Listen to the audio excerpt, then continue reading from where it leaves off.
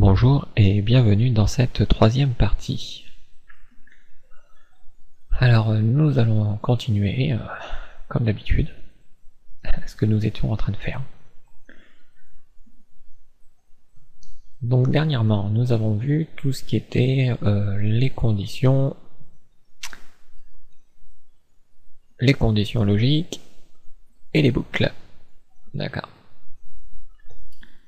Précédemment, on avait vu ce qui était des variables, des constantes, et quelques types de variables comme les tableaux, les objets,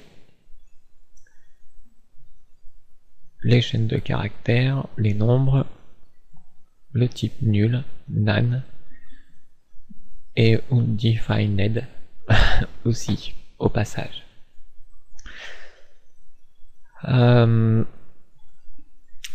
Je vais refaire un petit tour sur quelques types de variables. Donc, on avait déclaré une variable A dans le tout premier code qui valait 5. Une note B qui valait 6. Un booléen qui valait true. Pour ce qui est nul et none, bon là j'en parlerai pas, parce qu'il n'y en a pas pour ça, de ce que je voudrais dire. Par contre, le tableau et l'objet, là aussi je vais ajouter quelques précisions. Alors pour ça, je vais créer encore un nouveau fichier. En JavaScript, c'est bien en UTF-8, je l'enregistre sous code 3.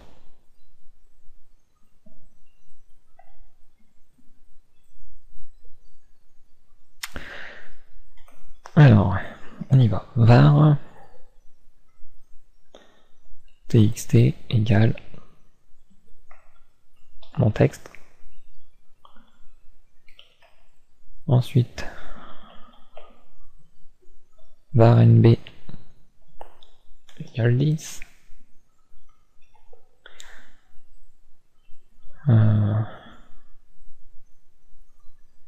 Var état égale true. Pas trop, mais true.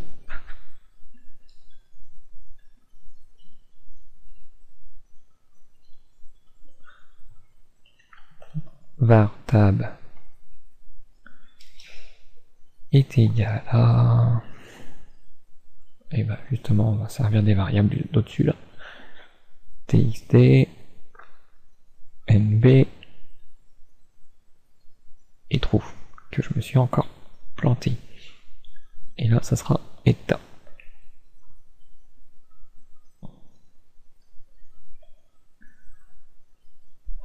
Juste au-dessus... Non, je vais laisser comme ça, on va pas compliquer la chose.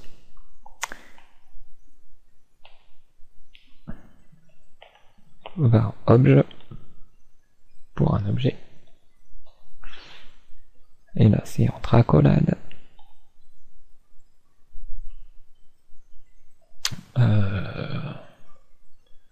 Premier élément texte qui vaut txt. Deuxième élément nombre qui vaut nb.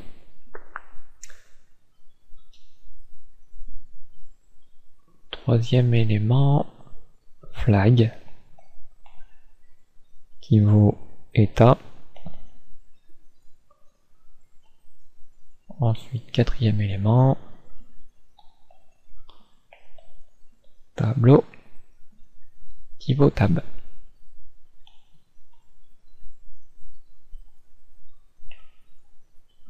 Alors, pourquoi j'ai réécrit ces choses?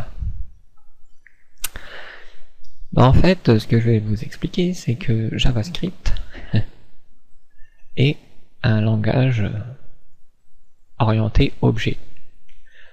Donc ceux qui ont suivi la formation PHP savent à peu près de quoi je parle. Seulement, là, je vais leur mettre aussi un petit point d'avertissement. C'est pas la même chose.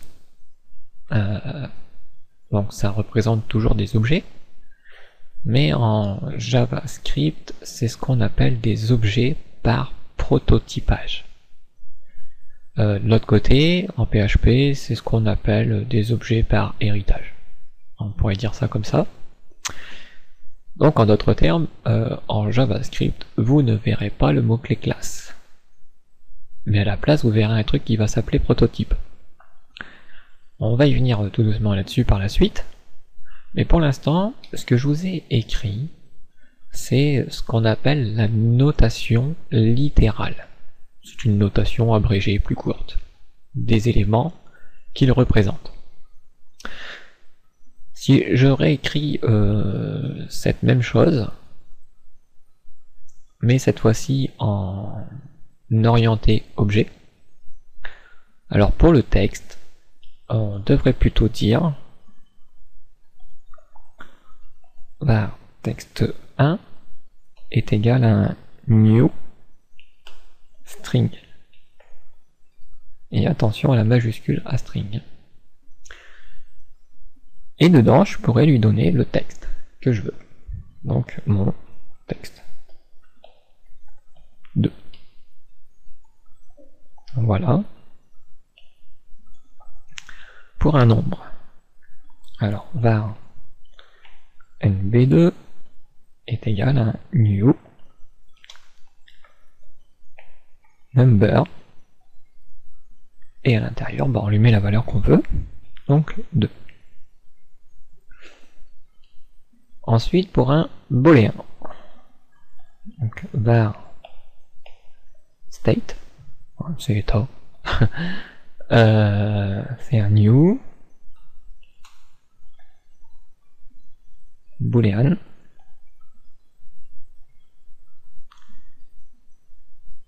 et lui il va valoir, on va changer la valeur, false. Je pourrais mettre true aussi, hein. C'est juste pour changer de valeur. Un tableau var tabs est égal à un new array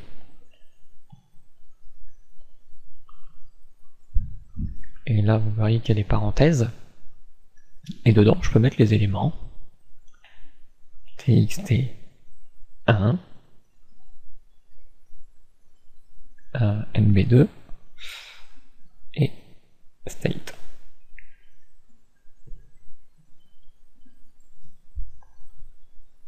Et pour finir l'objet,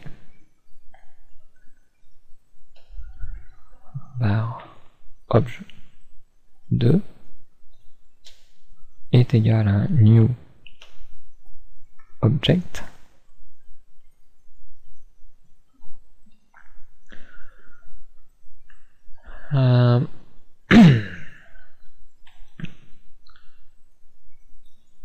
alors ici, si je dis pas de bêtises,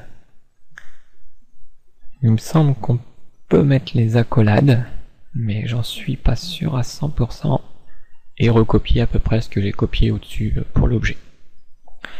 Mais on a plutôt tendance à faire autrement. C'est-à-dire que je déclare le type, et ensuite je lui donne toutes ses propriétés, avec ses valeurs. Donc, mon objet c'est obj2, et là, dynamiquement, je vais lui créer des propriétés qui n'existent pas, qui va être texte,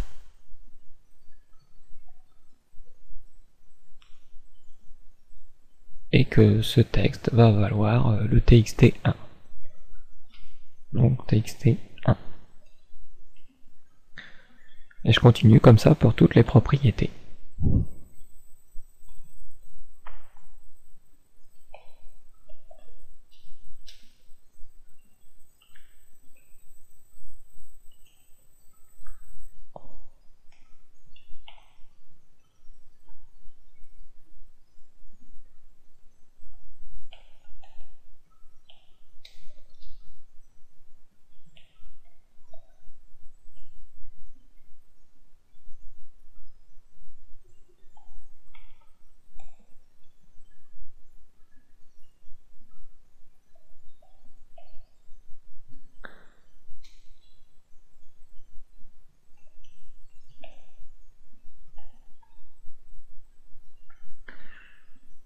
mais je peux mettre aussi un objet dans un objet.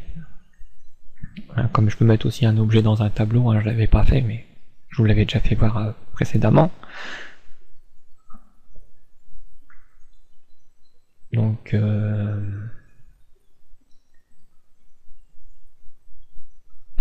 je sais pas quelle propriété lui donner. Autre. J'ai pas d'idée, donc il va s'appeler autre. Et il voudra l'objet 1, lui. Objet que j'ai déclaré bien au-dessus. Ici.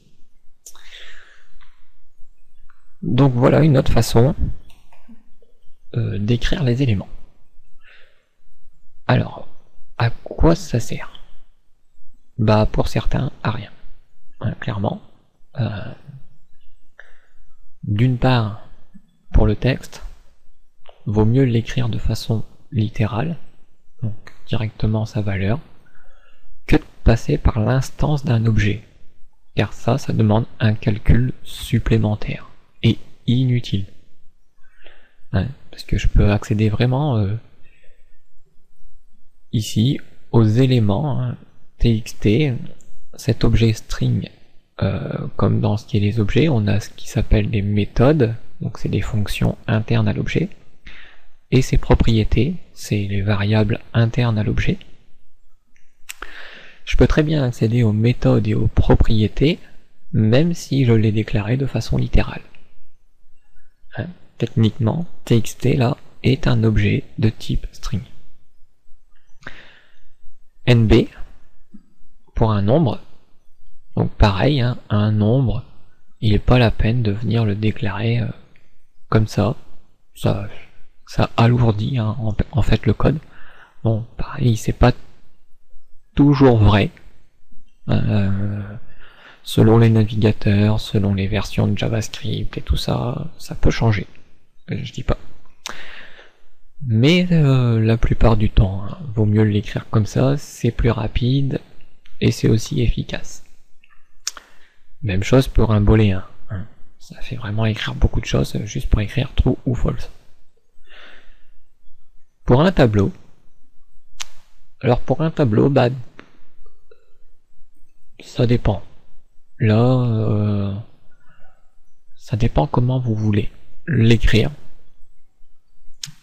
Bon, c'est clair que ça va toujours plus vite de l'écrire comme ça. Mais l'écrire comme ça, parfois, si vous changez beaucoup de langage, bon, généralement dans tous les langages quand même, un tableau c'est quand même souvent représenté par des crochets pour pas dire tout le temps. Mais parfois, ça peut être plus clair de lire vraiment le new array. Pour ce qui est un objet, bah, je dirais le même conseil que pour un tableau. C'est à chacun de voir comment il préfère écrire la chose. Il n'y a pas de meilleure technique ou de moins bonne technique, c'est juste une question de goût personnel. Alors, on pourrait se poser un petit peu la question, si on n'a pas de classe, comment on pourrait stocker une fonction dans un objet? Bah en fait, c'est assez simple. On va prendre, pour vous le démontrer, l'objet 1, l'objet tout court, auquel je vais lui ajouter une propriété qui va être fct, pour dire que ça sera une fonction. Cette fonction, qu'est-ce qu'elle va faire? Ah déjà, c'est une fonction. Alors il y a un truc aussi spécial en JavaScript, c'est que les fonctions peuvent ne pas avoir de nom. Alors ça va en détourner plus d'un, mais voilà, je peux très bien écrire une fonction comme ceci. Il n'y a aucune erreur. Bien sûr, comment appeler une fonction qui n'a pas de nom. Et bah c'est ce qu'on appelle, pour ceux qui connaissent le C, faire un pointeur. Mais ici on va dire plutôt, on va faire une référence à une fonction. Donc cette référence, c'est mon objet sur sa propriété fct qui, quelque part, sait qu'il y a une fonction anonyme et que c'est lui qui pourra l'exécuter. Alors, on va pouvoir faire un test, par exemple, avec un simple alerte. Donc je vais pas reprendre le truc du message pour le moment, mais je vais garder l'alerte. fct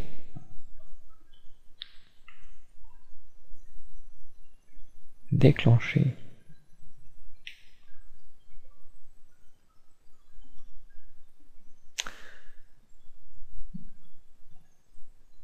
Alors déjà je vais lier le fichier 3 à ma page d'index, qui au passage a toujours le code précédent, mais ça on s'en occupe pas pour l'instant. Et ici, j'enregistre le fichier. Donc là, clairement, hein, si j'affiche la page, ben, il va vraiment rien se passer. Donc je lance la page d'index, hein, qui sont à côté des fichiers JavaScript.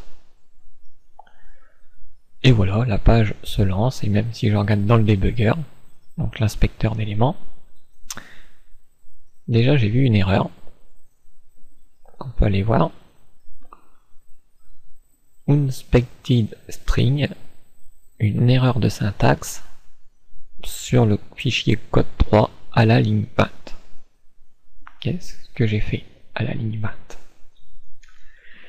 Effectivement, la chaîne de caractères, je ne l'ai pas mis dans les parenthèses de l'alerte. Voilà. On m'apprendra. On réactualise. Et pas d'erreur. Mais comme vous voyez, il se passe rien du tout. Autre fait étonnant, la console. Depuis le début, on s'en sert un petit peu comme ça pour tracer des choses. Et ben, elle est très utile en fait, cette console. Pour la bonne raison, c'est que quand vous chargez votre fichier, il charge les variables en mémoire dans la session du navigateur sur cette page en cours. D'accord? Et que par conséquent, la console, à cet instant précis, vous voyez qu'il y a un curseur qui clignote. Donc, d'une part, la console peut afficher des éléments, mais d'une autre part, elle a accès à toutes vos variables qui sont en cours de cette session pour le moment. Pour cette page uniquement. Et du coup, je peux afficher, par exemple, mes objets. Par exemple, si j'ai envie de savoir qu'est-ce qu'il y aurait dans l'objet, et vous voyez que je commence à taper O, et tout de suite, une liste se charge. Et dans les deux premiers éléments de la liste, obj et obj2.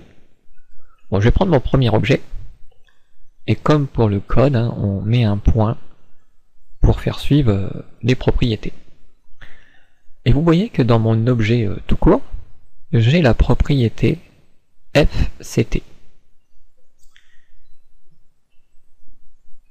Que se passe-t-il si j'appellerais cette chose-là comme ça? Ah, on voit qu'il me dit fonction alerte fct déclenchée. Mais le problème, c'est que j'ai pas vu vraiment l'alerte se déclencher. Comment je peux déclencher cette fonction? Alors on pourrait être tenté de dire, c'est un petit peu aussi comme dans le DOS ou le Bash, vous pouvez faire joujou avec les flèches haut et bas pour récupérer les éléments que vous tapez. Techniquement, si j'appuie sur la flèche du haut, je retrouve le obj.fct, ce qui m'évite de le réécrire. C'est plutôt pratique. Disons que, comme c'est une fonction, on mettrait les parenthèses comme une fonction pour appeler une fonction. Je pourrais aussi mettre le point virgule, hein, si ça peut aider.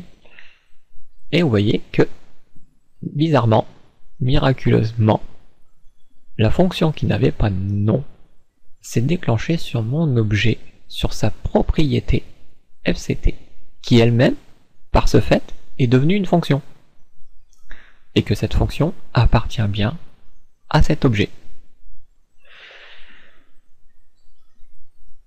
J'espère que c'est clair. Undefined, c'est le retour de la fonction. Elle n'a rien retourné.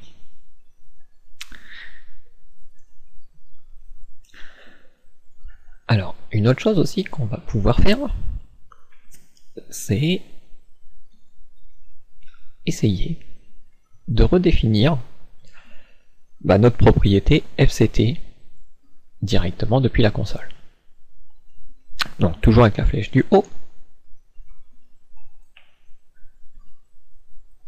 je vais lui réaffecter autre chose.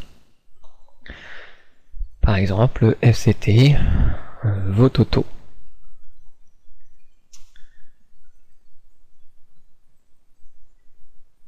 Donc on voit que le navigateur, la console, me retourne ce que je viens d'affecter, un petit peu comme tout à l'heure me retourner le retour de la fonction. Qu'en est-il maintenant si j'appelle mon objet FCT?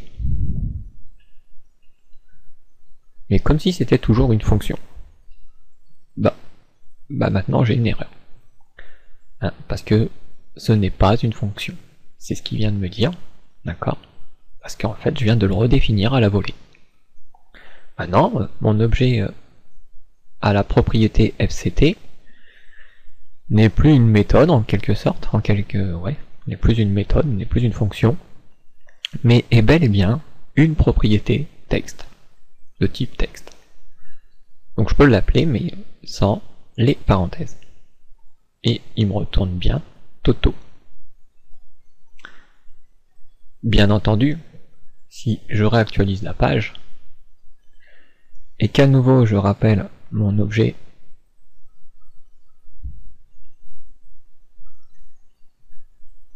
FCT,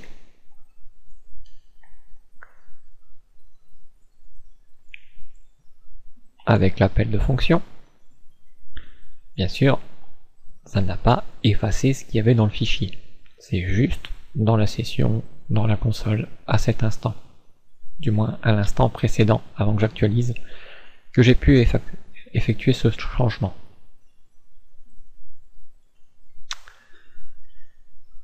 Revenons un petit peu dans le code.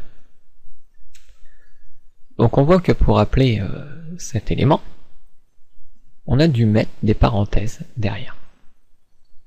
Et moi, ce que j'aimerais bien, c'est quand j'appelle cette propriété, il me déclenche directement la fonction. Et on peut le faire en JavaScript. Il suffit de rajouter les parenthèses à la fin.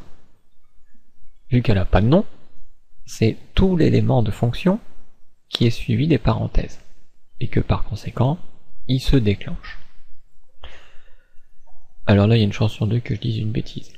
Parce que des fois, je pense qu'il faut entourer tout l'élément et rajouter les parenthèses, ou juste ajouter les parenthèses. Mais ça, c'est encore à voir. Donc j'actualise pour le changement, bien entendu. Et là, on voit, sans même que j'ai fait quoi que ce soit, la fonction se déclenche immédiatement. De même que si je fais obj.fct et que je valide, là, il n'y a pas de déclenchement. En même temps, on sait que c'est une fonction. Donc si je rajoute les parenthèses, et bien là on me dit que fct n'est plus une fonction. Donc, quand on rajoute ces éléments là à la fin, qu'est-ce que ça fait? En fait ça prend la fonction, ça l'exécute immédiatement, d'accord? Et ça stocke le résultat dans fct. Et du coup, fct, comme il me le dit, par la suite, parce que ça a été déclenché, ne devient plus une fonction. Et en plus, au moment où je l'ai appelé, le retour de la fonction est undefined, comme au tout début que j'avais fait sans mettre les parenthèses. Quand j'exécutais la fonction, ça me retournait undefined. Et ben en fait, c'est ce que maintenant fct vaut, tout simplement. Parce que j'ai exécuté la fonction et que du coup c'est plus la fonction qui est référencée, mais c'est son résultat. Alors je vous ai dit qu'on pouvait faire encore un autre truc, c'est-à-dire mettre les parenthèses autour de la fonction.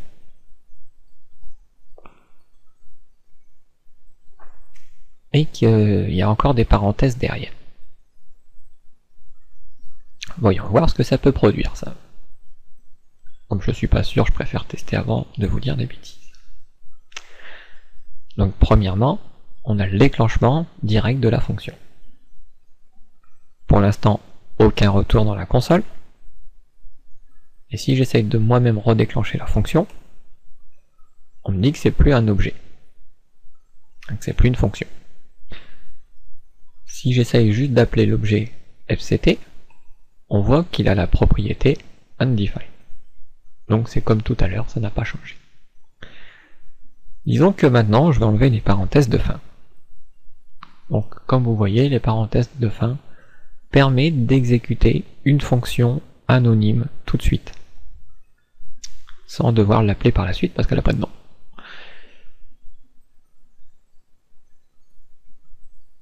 Par contre, les parenthèses qui entourent une fonction, sans faire l'appel à la fin. Déjà, ça n'a pas déclenché la fonction. Vous avez vu, j'ai actualisé la page, ça l'a pas déclenché. Si j'appelle mon objet fct tout court,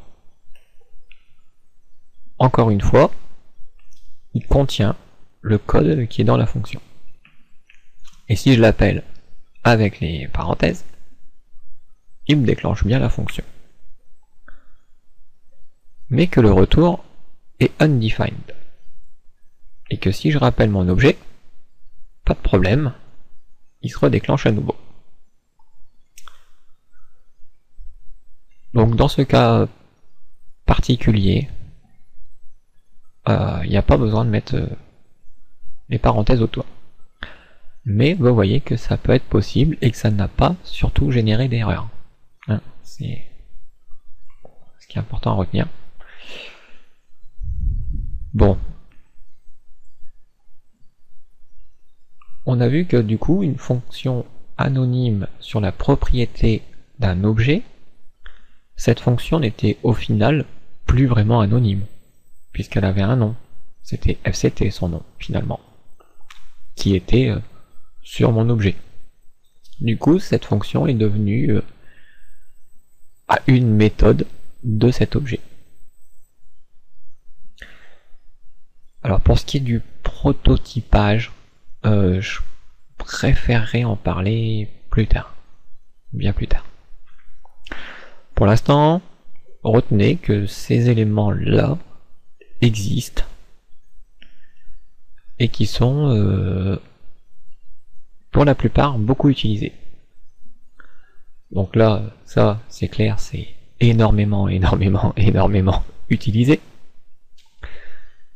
Ce genre de syntaxe pour ces éléments-là, ils sont très rarement utilisés. Ces notations-là sont assez souvent utilisées. Ah, assez souvent. Je dirais c'est dans une bonne moyenne. Et ça, c'est énormément aussi utilisé en JavaScript. Donc il faut pas trop en avoir peur. Il faut surtout bien comprendre ce qui s'y est passé. Alors, pourquoi j'en suis arrivé ici? C'est parce que, un petit peu comme toujours, il arrive un moment où on se pose toujours la question, mais comment tu sais tout ça? D'où est-ce que tu as vu ça? D'où est-ce que tu apprends ça? Et comme toujours, il existe une documentation. Alors c'est pas comme PHP. Hein. C'est plutôt comme HTML et CSS. Il n'y a pas réellement une documentation officielle clairement. Hein. C'est clair qu'il y a des références, des machins sur le W3C. Ah ouais, c'est des références, des articles, des Je sais plus le mot exactement qu'on dit pour ça, mais bref, il y a des choses qui sont dites et qui doivent être respectées par les navigateurs pour que tout le monde puisse faire les bonnes choses. Mais là, JavaScript, il est dans le même niveau, on va dire, qu'HTML et CSS. Il n'y a pas vraiment une documentation officielle, comme on a pu le voir pour PHP, où là, vraiment, il y a vraiment une documentation sur PHP, et qui est vraiment sur le site php.net, quoi. Donc, pour JavaScript, comme je vous l'ai dit, et puis je pense que vous l'avez vu déjà,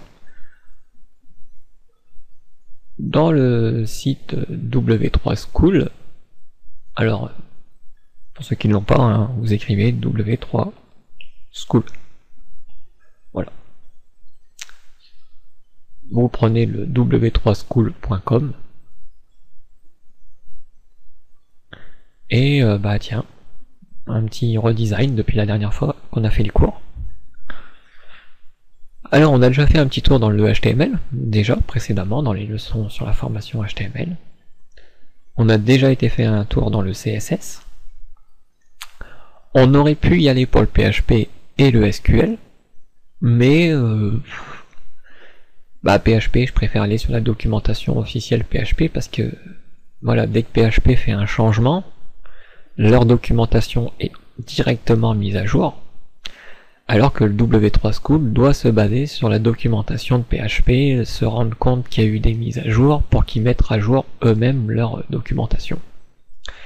Donc quand il y a une documentation officielle, on va toujours sur la documentation officielle.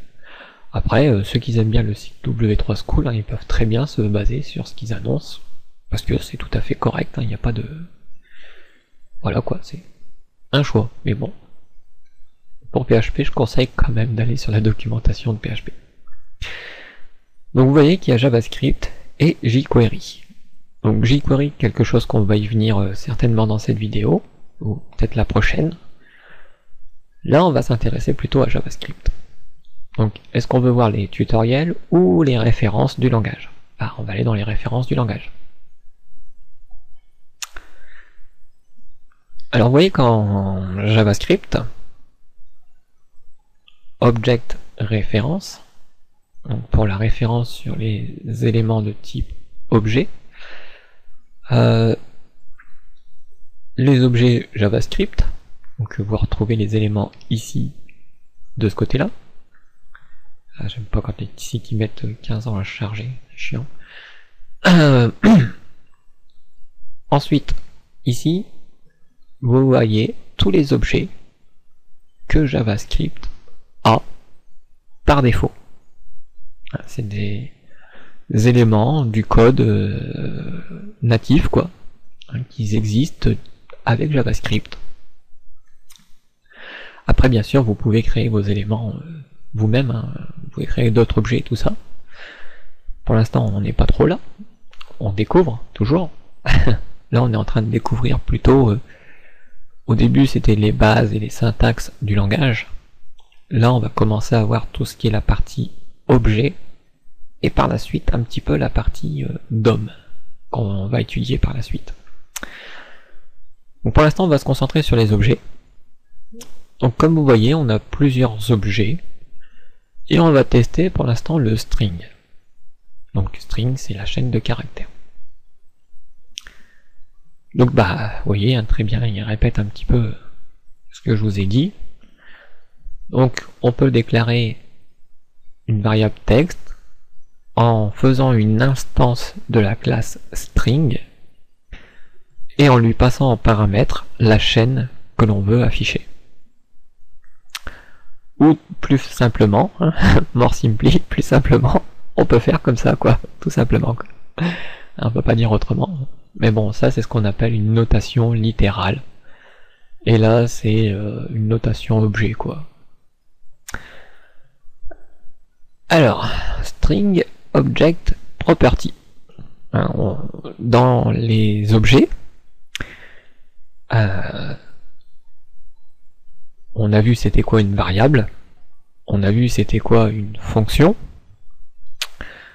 Bon, quand on parle d'objet, il faut se dire qu'une variable s'appelle propriété, D'accord? Et une fonction s'appelle une méthode. Voilà, c'est aussi bête que ça.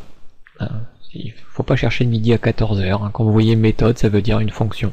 Mais que cette fonction, on peut pas l'appeler comme ça n'importe où, n'importe comment. Cette fonction, elle appartient bien à un objet précis.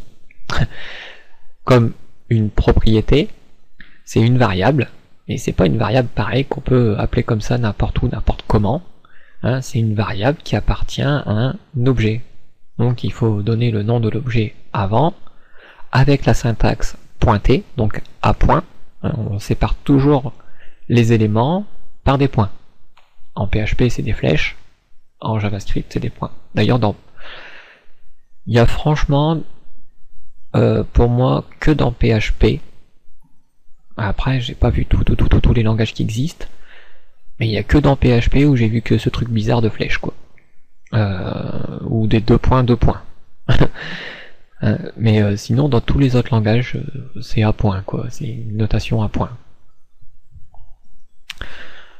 Alors, qu'est-ce qu'il a comme propriété cet objet string? Donc on a un truc qui s'appelle constructor. Donc ça rappelle un petit peu les constructeurs en PHP, d'accord? Une propriété length qui retourne la longueur sur la chaîne de caractères. Alors pour les non-fans de l'anglais, vous pouvez installer le module Google Translate dans Chrome, et avec un simple clic, quand il veut, là il veut pas. Bon ici on n'a pas besoin, c'est vrai, ils l'ont intégré dans leur page. Donc vous voyez ici sur le côté je peux sélectionner une langue, quand ça fonctionne, voilà, et je vais demander en français. Donc pour ça ils utilisent l'API de Google, tout comme ce module utilise aussi l'API de Google. D'ailleurs je parle d'API, souvent vous avez pu entendre cette chose, et c'est vrai qu'en PHP j'en ai pas du tout évoqué un seul mot là-dessus, alors qu'il y avait 17 vidéos de 2 heures, j'ai même pas parlé une fois de ça. Bah l'API c'est quoi? Alors c'est application programming interface. Donc en d'autres termes, quand vous utilisez une fonction qui appartient à un PHP, d'accord, par exemple UCFirst, et bah vous utilisez l'API de PHP. Voilà. Ici bah c'est pareil. Quand j'utilise par exemple la fonction concat, bah j'utilise l'API JavaScript. J'aurais pu créer une fonction concat moi-même. Dans ces cas-là, j'aurais pas utilisé l'API JavaScript. J'aurais utilisé ma propre API, en quelque sorte. Donc, traduit en français, ça c'est super. Seulement, voilà. Ça c'est moins super. Donc, bah tant pis. Il faut que, soit vous essayez de vous donner un petit peu d'effort à comprendre l'anglais. De toute façon, si vous vous lancez dans la programmation, il va falloir essayer de comprendre l'anglais. Alors je vous rassure, moi ça fait déjà des années que je programme, je suis pas capable de parler un anglais, je peux pas lui sortir des phrases et comprendre tout ce qu'il me raconte. Mais dans la programmation, il y a plein de termes, plein de mots qui reviennent, et au bout d'un moment, on leur donne le sens qu'on leur donne, quoi, et on arrive à se comprendre. Je dis pas qu'un autre pourrait nous comprendre, mais nous-mêmes, on peut se comprendre. Donc return, retourne, the length, une longueur, sur a string, string je vous ai dit une chaîne de caractères, retourne la longueur d'une chaîne de caractères, même si la traduction littérale n'est certainement peut-être pas ce que je viens de vous dire. En tout cas, ça me permet de comprendre quand même c'est quoi length. Tout simplement. Alors après, qu'est-ce qu'on a là-dedans? Le prototype. Alors on peut cliquer un petit peu, voir c'est quoi ces trucs déjà. Déjà vous remarquez que quand même le constructeur est une propriété. Contrairement à PHP, le constructeur est la méthode, la fonction principale qui construit l'objet. Ici, c'est pas tout à fait le cas. C'est vraiment une propriété. Comment ça se passe? et ben on peut regarder un petit peu. Retourne la fonction créée sur l'objet string au niveau de son prototype. Donc en d'autres termes, il crée une chaîne de caractères, il lui claque hello world dedans, chose courante. Ah bah, là, le machin qui traduit en français, là, il se met à se décider. Retour de la fonction qui a créé le prototype de l'objet string. Donc ici, var x est égal à string pointé, d'accord? Donc il va accéder soit à une propriété, soit à une méthode dès qu'on met un point. Donc comme str est un type string, que lui-même est un objet, et que sur cet objet on a bien une propriété constructor, qu'on vient de voir il y a 2 secondes et pour ça qu'on a cliqué dessus. Et qu'est-ce que ça fait ça? Et bah le résultat de x, d'accord, sera fonction string et à l'intérieur native code. C'est quoi ce native code? À quoi ça sert? Bah en fait, faut savoir que le C est un dérivé, comme PHP est un dérivé, le JavaScript, tout comme le PHP, est un dérivé du langage C. En fait, native code représente du code C à l'intérieur. C'est pour ça qu'il vous l'affiche pas, parce que c'est un autre code, tout simplement. Souvent, bah, il y en a beaucoup, hein. Dès que vous voyez la plupart du temps un point virgule, que vous voyez des tableaux avec des crochets, et ouais, déjà ça c'est déjà des bons points, on va dire. Le point virgule à la fin, les crochets pour un tableau, les parenthèses pour les fonctions, ça indique clairement que ça dérive du C quand même. Après, je dis pas que c'est bon pour tout, hein. Mais c'est pour vous donner une idée. Bon, voilà ce que ça fait, hein, tout simplement. Constructor, hein, la propriété constructor va retourner tout simplement la fonction qui construit l'objet string. Donc la fonction string, tout simplement. Et si le code était accessible, vous le verrez. Typiquement, quand vous créez votre propre objet, vous allez y mettre son constructeur, et dans son constructeur, il va y avoir plutôt le constructeur. Faut penser que le constructeur c'est le prototype, hein. C'est ça qui est assez zarbi en JavaScript, c'est cette histoire de prototype. Mais typiquement, hein, quand vous appelez le prototype qui est la méthode constructeur de cet objet, comme je dis méthode, ça fait référence à une fonction, et que si ce code était écrit en JavaScript, alors il vous afficherait là dans la fonction vraiment le code. Tout comme ici, quand j'ai appelé la fonction, la propriété FCT, rappelez-vous, quand j'étais sur la documentation, que constructeur et prototype sont des propriétés de l'objet, et pas des méthodes. D'accord? C'est pas des fonctions. Donc, quand j'ai appelé le FCT ici, au final, ce prototype, on va dire, son constructeur de cette fonction est ceci. Comme le code à l'intérieur ici que j'ai mis est bien du JavaScript, c'est pour ça qu'il me le marque. Si j'avais écrit du code en C, il m'aurait écrit native code. Ou dans un autre langage. D'ailleurs, on pourrait se dire, mais pourquoi ils ont mélangé du C avec du JavaScript? Tout simplement parce que le langage C est un langage, comme on le sait, hyper performant, surtout au niveau de la gestion de la RAM mémoire, du niveau d'exécution. D'accord? Donc, en d'autres termes, n'inventez pas votre objet string, hein, il sera toujours, et je dis bien toujours, moins performant que celui que JavaScript vous propose. Parce que vous ne l'aurez pas écrit en C, tout simplement. Voilà. Donc, de même pour tous ces objets, hein, réinventez pas un objet date, c'est pas la peine.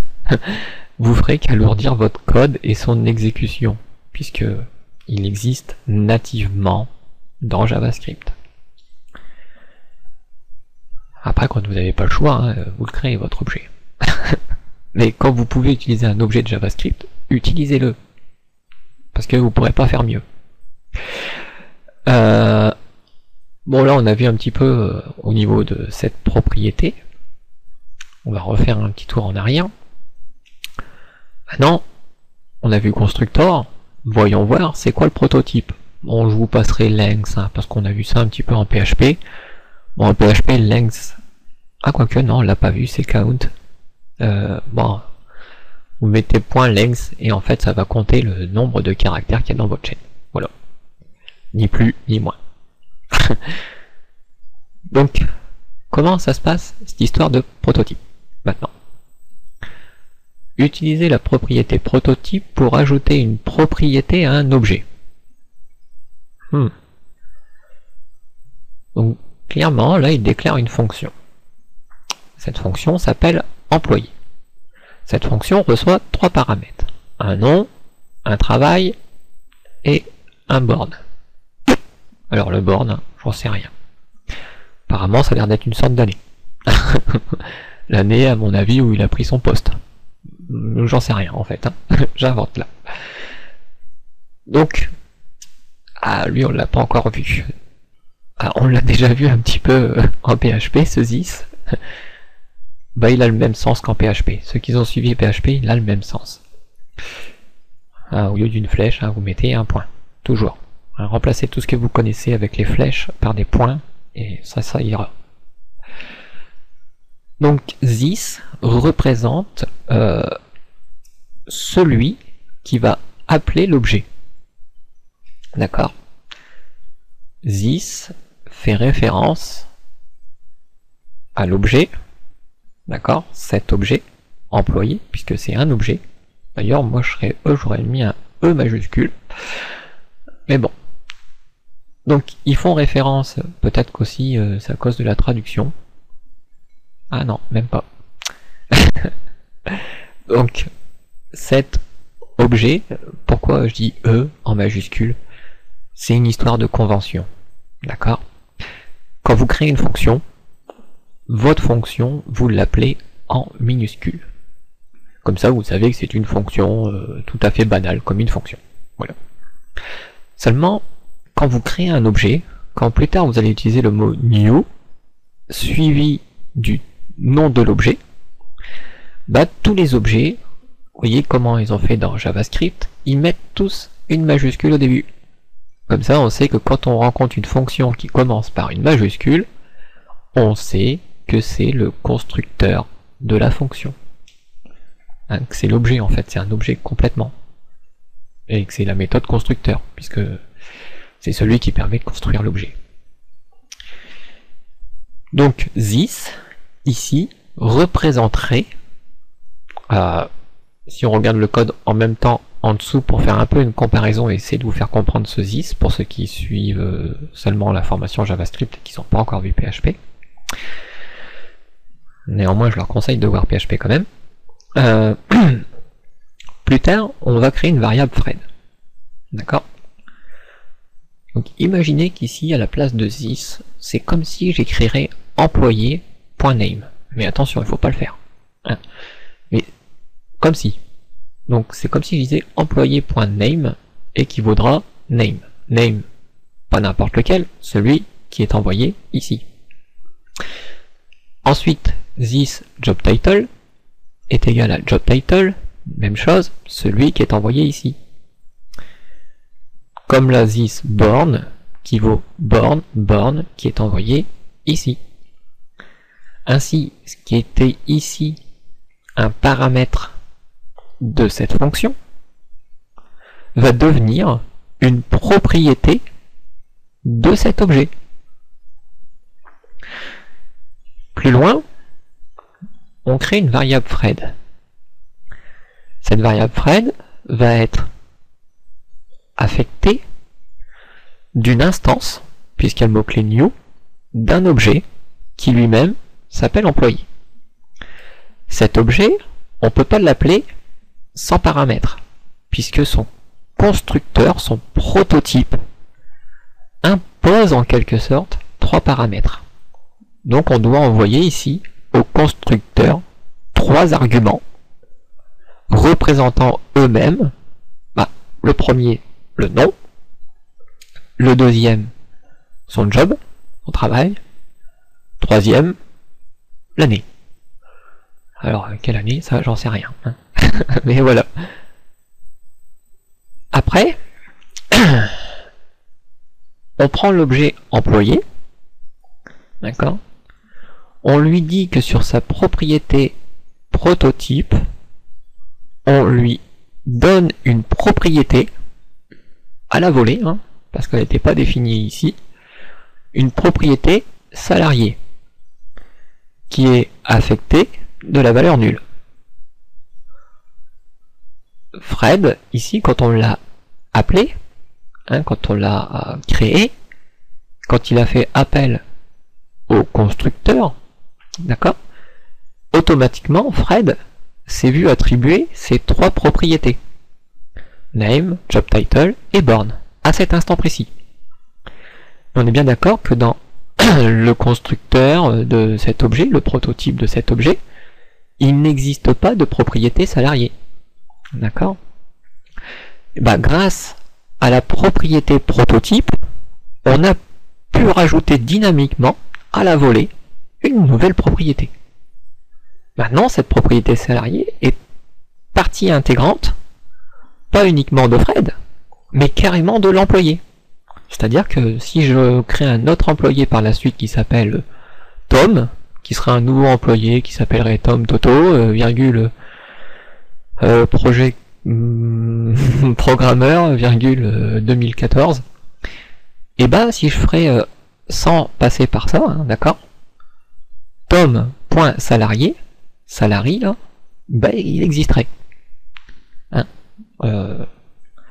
prototype, ça permet de rajouter une propriété, voire même une méthode, hein, carrément, on peut rajouter une fonction comme je l'ai fait tout à l'heure dans mon exemple précédent, mais surtout bien dire que ça fait partie de la propriété prototype, d'accord? Parce que si vous faites comme tout à l'heure, comme moi j'ai fait, directement, sans passer par prototype, si je crée un autre objet, cet autre objet n'aura pas les mêmes propriétés, ni les mêmes méthodes. Il y aura celles qui ont été définies de base dans le constructeur, mais celles que j'aurais ajoutées en plus, il ne les verrait pas. Tout simplement, il n'hériterait pas. Tout bonnement. Donc après, Fred.salarié, il lui affecte un montant de 2000 € comme salaire, 20 000 €, putain c'est pas mal. Et il écrit ça dans le document. Donc, vous m'avez entendu parler de document write dans la leçon précédente, au sujet d'un commentaire. Voilà, comment ça fait document write, hein, document.write. Donc, document est un objet. Un objet issu du DOM. Document Object Model. Chose que l'on va voir justement aussi après. Faut savoir que quand vous construisez votre page HTML, d'accord, vous la construisez sous une certaine syntaxe qui est ce qu'on appelle des balises. Ces balises peuvent avoir des attributs, d'accord, et ces balises sont pas mises n'importe comment. Ces balises peuvent pas être chevauchées. Elles doivent toujours être imbriquées les unes par rapport à les autres, mais en aucun cas elles doivent se chevaucher. Et même si on voyait que dans le document HTML cela ne dérangeait pas, en JavaScript cela va déranger énormément. En d'autres termes, là vous pouvez plus faire d'erreur quoi. Vous êtes obligé de bien construire votre page HTML. Pourquoi? Parce que chaque imbrication va être représentée par ce qu'on appelle un nœud de votre page. Et le premier élément de votre page, d'accord, c'est un objet, et chacun des nœuds dans votre page, chacune des balises que vous avez ajoutées, va devenir des propriétés du nœud parent. Et le tout premier nœud parent, le premier de chez premier, le HTML, mais au-dessus de HTML, pas le doctype parce que lui il n'a rien à voir, mais Ce qu'il y aurait au-dessus de la balise HTML, c'est la balise document. C'est votre document en fait, votre page, quoi. Donc quand on écrit document et que sur la propriété des documents on écrit write, ça veut dire qu'on va écrire dans la page. Qu'est-ce qu'il prend comme paramètre? Bah là, Fred.salary, et puis qu'est-ce qu'il va faire dans le document? Bah il va écrire carrément dans la page. Voilà, donc vous avez vu un petit peu cette histoire de prototype. Souvent ça paraît très très obscur hein, au début, mais je vous rassure, c'est pas compliqué. Il suffit de prendre un peu de temps, essayer de réfléchir un petit peu et on comprend très vite comment ça fonctionne. Après, les méthodes sur cet objet string. Donc comme vous voyez, il y en a pas mal. D'accord. D'ailleurs, on revoit la méthode trim qu'on avait vu un petit peu en PHP, qui permet d'effacer les espaces avant et après une chaîne. Il y en a d'autres, comme to local lower case. Donc lower, ça veut dire convertir une chaîne en minuscule, mais avec la locale. Alors, c'est quoi cette locale? En fait, vous avez installé Windows. Enfin, pour la plupart, vous avez installé Linux ou Mac, peu importe quoi. Quand vous l'avez installé, votre système d'exploitation vous a demandé dans quel pays vous vous trouvez. Pour une bonne raison, c'est pour mettre votre système d'exploitation dans la langue dans laquelle vous parlez. Hein? Et ben la locale, c'est ça en fait. C'est tout simplement la langue de votre système. Voilà. Donc attention, pas parce que vous vous trouvez en France, si vous avez mis un système d'exploitation Windows, mais que lors de l'installation, vous lui avez dit que le langage serait anglais, bah la locale, ça sera bien de l'anglais. Même si vous êtes en France, hein, ça n'a rien à voir avec la géolocalisation et le GPS et tout le bordel, quoi. Non. Ça a juste à voir avec votre système d'exploitation, clairement. Si vous le mettez en espagnol, votre local sera en espagnol. Si vous le mettez en allemand, votre local sera en allemand. Bon, pour tous ceux qui me suivent, je suppose que leur système d'exploitation, la locale, c'est soit Belgique, soit Canada, beaucoup français. La locale uppercase, même chose, mais upper, c'est pour mettre en majuscule cette fois-ci. On a les mêmes en plus raccourci, to lowercase, to uppercase. Hein, ça fait la même chose que machin local, sauf que là, bah, il prend pas en considération la locale du langage. Là, il va convertir ça en majuscule, en minuscule, sans se prendre plus la tête, quoi. Bah après, c'est clair, il y en a plein de méthodes, hein. On va pas tous les voir ni les utiliser. En tout cas, vous savez où est-ce qu'ils se trouvent. C'est déjà une bonne chose. Donc après, on en a plein. Bah plein. 1, 2, 3, 4, 5, 6, 7, 8. Hein, seulement 8 objets en JavaScript natif. Ce qui n'est pas beaucoup. Mais largement suffisant pour tout ce que vous avez besoin de faire avec JavaScript. Et après, vous pouvez toujours créer les vôtres. Bon. On va s'amuser avec ces locales et les tout normales. D'accord? Alors, je vais prendre par exemple le upper, parce que ce que j'écris souvent c'est en minuscule. Et je vais prendre upper pour le rendre en majuscule. Donc je copie.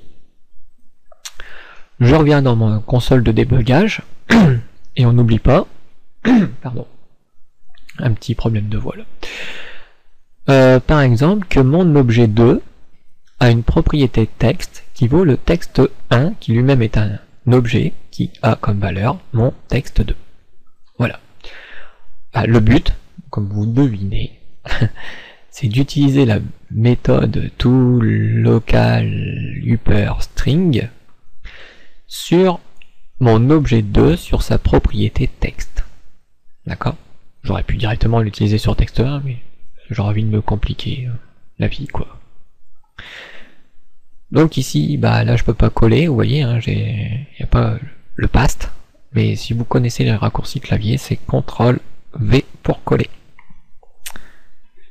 Donc je prends la méthode, cette méthode se trouve sur un objet string. Donc je vais pouvoir appeler cette méthode uniquement sur mon objet string. Donc mon objet string, déjà mon objet c'est obj, mais ça c'est un objet tout court. Cet objet a une propriété qui est texte, et justement cette propriété texte est elle-même un objet de type string. Donc à partir de là je peux appeler la méthode, puisque j'appelle la méthode sur un objet de type string qui lui-même hérite d'un objet. Là je sens qu'à certains ça va leur donner mal à la tête, hein. Mais bon, je vous conseille, comme pour la POO en PHP, hein, regardez les vidéos plus d'une fois si ça suit pas. Donc on voit bien que mon texte est passé en majuscule. J'aurais pu faire plus simple, hein, comme je vous dis. Qu'est-ce qu'il y a dans obj? Ah, parce que c'était l'objet 2 que j'aurais dû appeler. Bon, je vais le faire, allez, pour le fun. Petite flèche du haut, remplacer obj par obj2. Regardez si c'est bien texte sa propriété. Ouais, c'est texte. Parce que j'ai mis aussi une propriété texte de façon littérale sur l'objet 1 qui lui-même valait une variable texte qui elle-même valait mon texte. C'est pour ça qu'il m'a affiché mon texte en majuscule et non pas mon texte 2, celui que je cherchais à vouloir viser. Bon. Pas grave, je remplace obj par obj2. La propriété c'est toujours la même. Et j'ai plus qu'à valider. Effectivement, je me retrouve avec mon texte 2 en majuscule. Mais comme je vous dis, j'aurais pu le faire plus simplement, hein, par exemple pour texte tout court, le tout premier texte, directement appeler sa méthode. Et ben, je vais utiliser l'aide de Google. Hop, on y va, on va chercher la méthode tout local uppercase. Oui, je disais upperstring, mais c'est uppercase. Enfin, je pense que vous avez tous compris, quoi. Je l'appelle, et ça va mettre mon texte ici, hein, en majuscule. Voilà. Donc, la différence entre l'un et l'autre, bah, elle est très faible. Je peux enlever le local, garder le uppercase tout court, et vous voyez que le résultat, hein, est strictement le même. Alors, bah justement, on va un petit peu voir ça, tiens. Ici en bas, vous avez toujours la façon dont votre système était émis. Si je demande de le passer en anglais.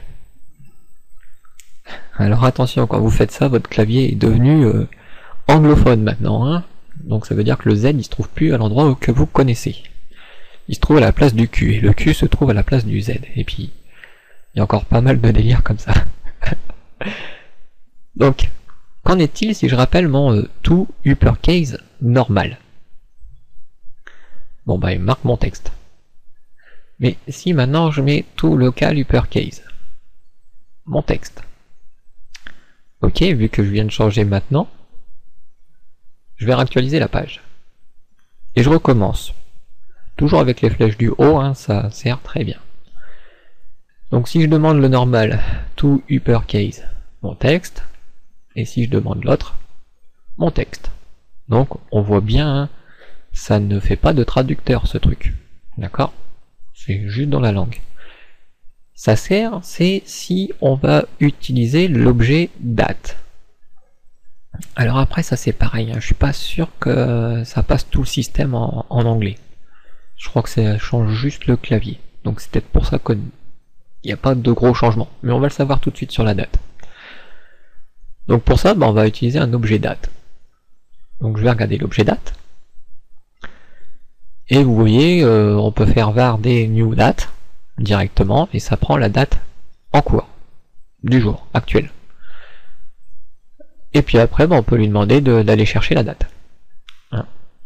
Retourne le D sur le mois. Donc on voit que ça commence du 1 et ça finit au 31. Donc ça c'est le jour du mois. getDay.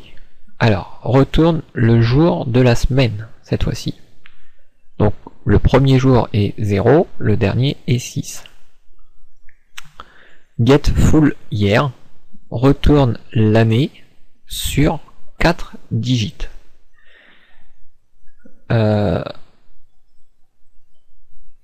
D'ailleurs, ils l'ont pas mis, et je pense que tant mieux. Non, ici ils l'ont mis. getYear. Vous voyez, c'est deprecated. Faut utiliser getFullYear à la place. Parce qu'en fait, il y a eu un gros problème lors du bug de l'an 2000. C'est-à-dire qu'il va pas vous afficher la bonne date, à la bonne année, quoi. Si vous utilisez getYear. Vous devez utiliser getFullYear à la place.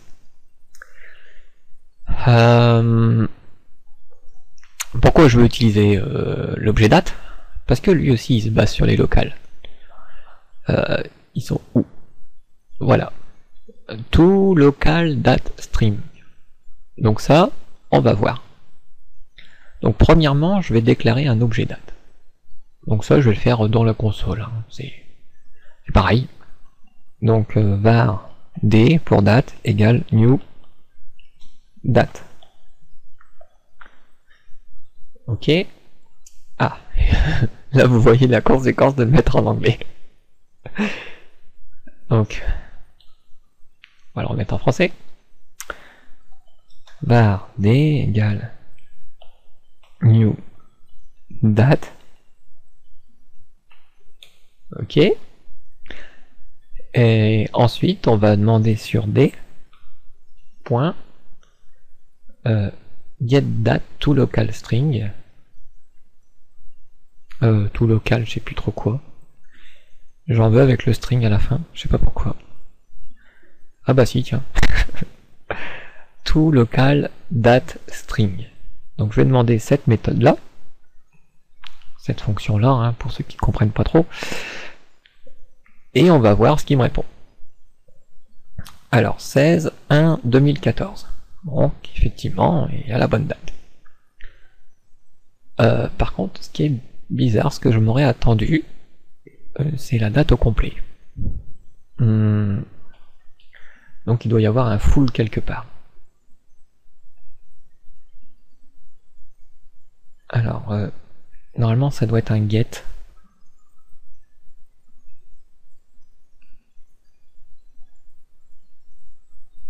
Non plus.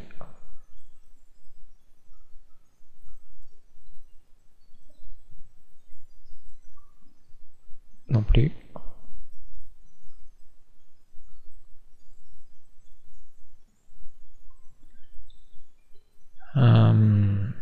To local date string. To local string. On va voir ça. Donc là, ça le répond au format un peu plus long. Voyons voir maintenant si on change ici. Donc à nouveau, je suis en anglais. Là, on voit ça pas trop d'incidence. Je vais essayer d'actualiser la page. Redéclarer mon objet date. Lui redemander la méthode toLocalString. Et on voit qu'il n'a pas changé. Donc c'est clair, ça ne change pas ici la langue du système. Donc la locale du système est toujours en français. Mais sinon, il m'aurait inversé les chiffres. Hein, souvent en anglais, on a le mois avant, le jour après et l'année enfin. Ou voire même, je crois qu'il y a l'année avant. Bref, je sais qu'ils font souvent à l'envers. Donc, mais c'est pour dire que si on avait vraiment un système en anglais, il mettrait la date au format anglais. De même que si on demanderait le jour de la date, ce serait pareil.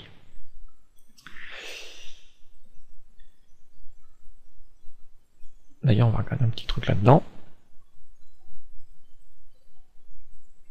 Donc là, ça retourne le temps. Donc ça, la date, on l'a vu.